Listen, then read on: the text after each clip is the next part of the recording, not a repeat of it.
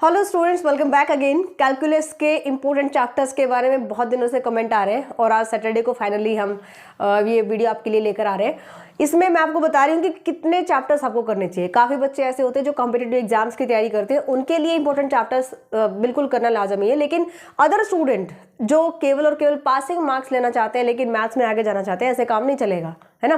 पूरा सिलेबस आपको करना चाहिए, बट अभी एग्जाम टाइम है तो फटाफट देखते हैं कैसे हम इसको कर सकते हैं। ओके, यहां से हमारे पास है फर्स्ट जो यूनिट है। फर्स्ट यूनिट में epsilon delta definition of limit and continuity of real valued function, basic properties of limits, type of discontinuities, differentiability of function, application of L Hospital rule to indeterminate forms. तो यहां से आपके पास दो chapter आ चुके हैं।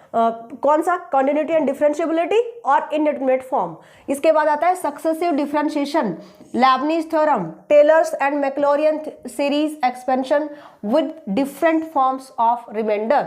यहां से ध्यान से सुनो, आपको स्टार्टिंग के या तो इनडिटरमिनेट फॉर्म्स तक कर लो, या तो आप करोगे कौन सा? Limit and continuity, limit and continuity. और सेकंड चैप्टर आपके पास है इनडिटरमिनेट फॉर्म, इनडिटरमिनेट फॉर्म। ठीक है, या आप ये वाला करोगे, ठीक, राइट। तो या तो ऊपर के दो चैप्टर करो या फिर सक्सेसिव डिफरेंशिएशन और जो टेलर्स थ्योरम का जो चैप्टर है आपके पास वो वाला करो। तो कोई भी दो चैप्टर आपको चूज करने हैं। ऐसा नहीं करना कि आपने फर्स्ट और थर्ड कर लिया या फर्स्ट और फोर्थ कर लिया, ऐसे बिल्कुल नहीं चलेगा। या तो स्टार्टिंग के दो चैप्टर या लास्ट के दो चैप्टर। Clear that point? आगे चलते हैं। यूनिट नंबर सेकंड में कहता है asymptotes, horizontal, vertical, oblique asymptote, सारे parallel to x axis, y axis और ऑब्लिक एसिम्पटोट कर चुके हैं हम। इसके इंपॉर्टेंट क्वेश्चन भी बता चुके हैं। For algebraic curve, asymptote for polar curve, intersection of curve and its asymptote. इसके बाद शुरू होता है curvature, curvature and radius of curvature of curve, Cartesian, parametric, polar, intrinsic forms. उसके बाद स्टार्ट होता है यहाँ से Newton method, centre of curvature, ये सारा कर्वेचर का ही पार्ट है, एंड सर्कल ऑफ कर्वेचर। यहाँ से आप एक चैप्टर कर लो, या तो एसिम्पटोट कर लो या यहाँ से कर लो आप कर्वेचर। ठीक है, अगर जिस बच्चे को रिस्क नहीं लेना है, देखो आपकी बार जो मैं बार बार ये बता रही हूँ, फिफ्थ सेम का जो एग्जाम हुए ना थर्ड ईयर के, कुरुक्षेत्र यूनिवर्सिटी स्पेशली, है ना, वहां पर अगर दो ही चैप्टर है ना तो एक क्वेश्चन के आपको कैसे मिलने वाले हैं?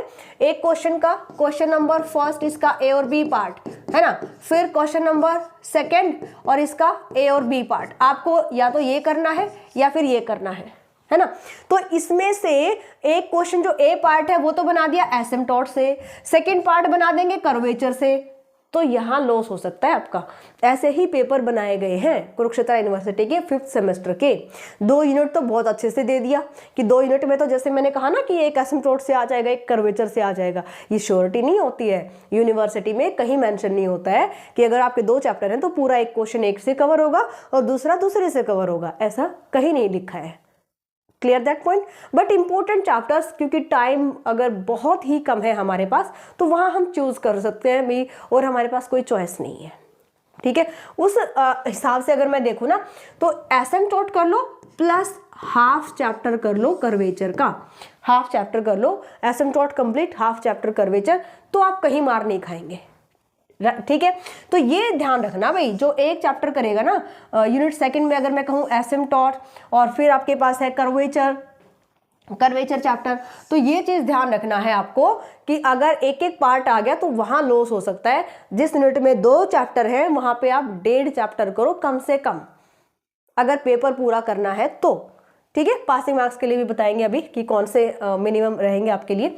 अब यूनिट थर्ड में देख लेते हैं मल्टीपल पॉइंट्स, जिसमें नॉड, कस्प, कंजुगेट पॉइंट आएंगे, test of concavity, point of inflection, tracing of curve, reduction formula.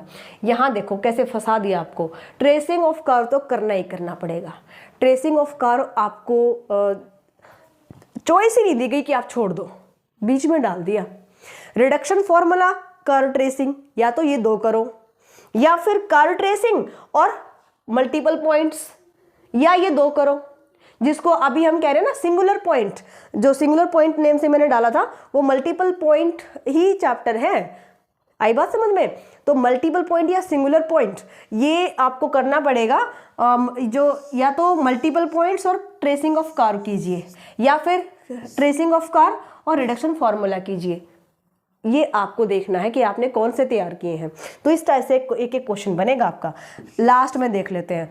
Curve tracing इसलिए भी यहाँ पे कंपल्सरी कर दिया, मतलब ये आपको करना ही पड़ेगा क्योंकि एक पार्ट यहाँ से डेफिनेटली आएगा। अब रेक्टिफिकेशन है, क्वाड्रेचर है, इनमें यूज ही कर्व ट्रेसिंग का होगा। आपको कर्व ट्रेस करना पड़ेगा, तभी तो उसका एरिया निकालोगे ना, है ना। तो यहाँ है rectification, intrinsic equation of curve, और फिर है quadrature, area bounded by closed curves, volume and surfaces of solids of revolution.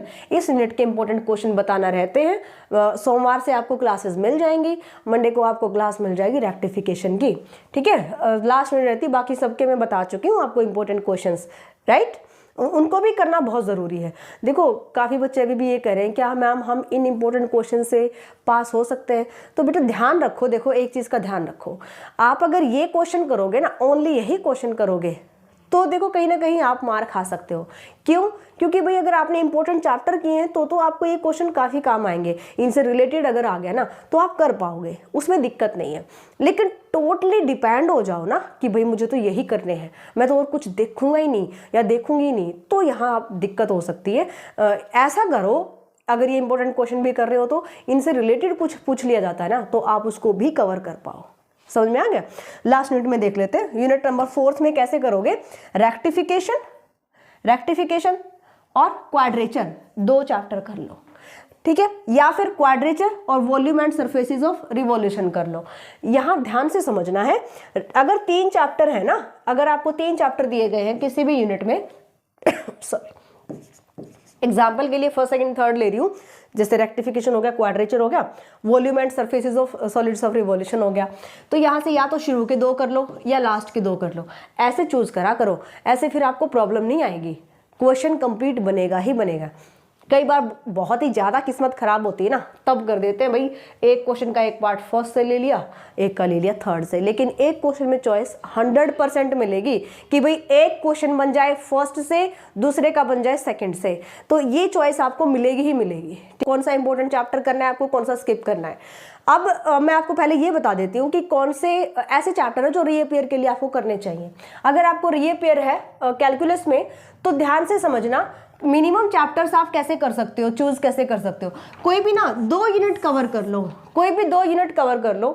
जैसे कि फर्स्ट यूनिट की अगर मैं बात करूं तो पहला और दूसरा चैप्टर तो यहाँ से कर लिया है ना, 5वां और 6ठा 5th चैप्टर कर लो, यहाँ से ओनली एसिम्पटोट कर लो, ठीक है। 6th अगर हाफ कर लेते हो ना तो आगे करने की जरूरत ही नहीं पड़ेगी आपको, 3rd यूनिट में एंट्री ही नहीं करना, आप 2 यूनिट अच्छे से कवर कर लो, ठीक है। तो 4 चैप्टर कर लो टोटल सिलेबस में से, पहला दूसरा और फिर तीसरा चौथा छोड़ दो, 5वां 6ठा यानी एसिम्पटोट और कर्वेचर, ये कर लीजिए। ये 4 चैप्टर कर लेंगे ना तो 100% आपका रीपेयर क्लियर हो जाएगा। इसके बाद के यूनिट्स को आपको देखना भी नहीं पड़ेगा, इनको 3rd 4th को आप बिल्कुल कट कर सकते हो, ठीक है। बट 2 यूनिट तो कवर करने ही पड़ेंगे, इसके अलावा कोई चारा नहीं आपके पास, अंडरस्टैंड।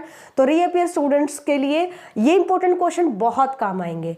अब बच्चे कहते हैं कि ma'am past year question paper दे दो, पास्ट ईयर क्वेश्चन पेपर दे दो। देखो जितने भी क्वेश्चंस मैंने डाले हैं ना, अगर आप कैलकुलस के कोर्स को भी ओपन करके देखोगे ना, new era maths application download करो। कई बच्चों को अभी भी समझ में नहीं आता कि मैम कहाँ बताते हैं इंपॉर्टेंट क्वेश्चन। देखो पूरा बीएससी सिलेबस मैं करवाती हूँ एप्लीकेशन पर, उसका नाम भी है new era maths application, understand. वहां जाओ, कोर्सेज सेक्शन को ओपन करो, कुछ भी नहीं देखना, वहां पे कैलकुलस सर्च कर लो, कैलकुलस कोर्स को निकालिए। कैलकुलस की भी पूरी स्पेलिंग बेशक मत लिखो, आधी स्पेलिंग लिख लो, उसी से मिल जाएगा आपको। सिंगल कैलकुलस कोर्स, कंबाइंड बहुत सारे मिलेंगे, सिंगल कैलकुलस कोर्स निकाल लीजिए। उस कैलकुलस कोर्स में फ्री कंटेंट ओपन कर लो और वो सारे इंपॉर्टेंट क्वेश्चन अगर आप कर लोगे ना तो 100% आप क्लियर हो जाओगे, ठीक है। बट जो रीअपेयर वाले स्टूडेंट है, ज़्यादा हाथ पर मत मारो। रीअपेयर वाले बच्चों को केवल क्या देखना है, उनको देखना है 2 यूनिट कवर करना है, मुझे पूरी यूनिट कवर करो। ऐसा नहीं कुछ फर्स्ट में से कर लिया, कुछ सेकंड में से, कुछ थर्ड में से, और आएगा कहीं से भी नहीं।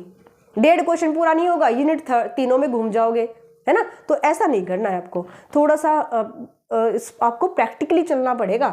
2 यूनिट कवर कर लो कोई भी। मैंने फर्स्ट सेकंड इसलिए बताया क्योंकि ये सबसे ज़्यादा इजी है। थर्ड फोर्थ यूनिट बहुत टफ पड़ेंगे आपके लिए। यहाँ पे जो थर्ड यूनिट है स्पेशली, और थर्ड और फोर्थ आपस में कनेक्टेड है। रेक्टिफिकेशन, क्वाड्रेचर, जब तक आप यहाँ पे ट्रेसिंग ऑफ कर्व नहीं करोगे ना तो इनमें समझना मुश्किल हो जाता है। अगर डायरेक्ट करोगे इनके क्वेश्चंस को तो नंबर नहीं मिलेंगे, वहाँ पे नंबर कट हो जाएंगे, समझ गए। रेक्टिफिकेशन में हमें एरिया निकालना होता है। अगर आप डायरेक्ट लेंथ निकालनी होती है कर्व की, है ना। तो अगर आप डायरेक्ट लेंथ निकाल दोगे ना कि भाई यहाँ पे x की वैल्यू पुट कर दी, y की वैल्यू पुट कर दी, x को 0 लेके y की लिमिट निकाल ली, y को 0 लेके x की लिमिट निकाल ली और इंटीग्रेशन कर दिया और मेरे पास लेंथ आ गई कर्व की। बट यहाँ पर ये आपके पूरे नंबर नहीं दिए जाएंगे। फिर आप कहोगे क्वेश्चन तो करा था, नंबर पता नहीं कहाँ कट जाते हैं। तो यहाँ कट जाते हैं आपके नंबर, है ना। तो ध्यान से करना है पेपर को। अभी भी किसी की कोई क्यूरी रह जाती है तो डिस्क्रिप्शन में नंबर गिवन है, आप उन पर कॉल कर लीजिएगा, ओके। या मैसेज, व्हाट्सएप मैसेज कर सकते हैं। और बहुत सारे बच्चों के मैसेजेस आए हैं। मुझे लगता है कि मैंने सभी स्टूडेंट्स का रिप्लाई किया, बट किसी का अगर रह भी गया है तो रिमाइंड जरूर करवाया कीजिए, ओके। सो मिलते हैं नेक्स्ट क्लास में। Bye, take care.